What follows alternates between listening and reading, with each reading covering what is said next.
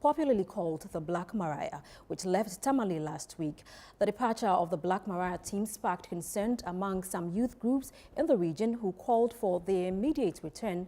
The youth argued that the team was successful in tackling drug trafficking, drug abuse and other crimes in the area.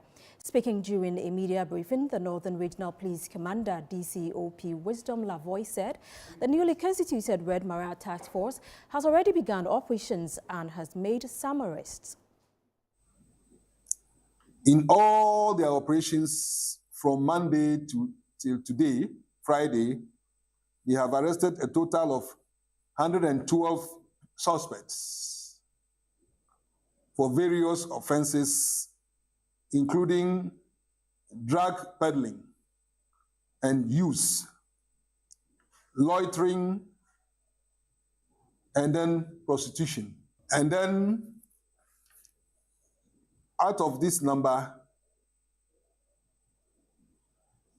55 of the suspects have been sent to court, and then 57 are under investigation.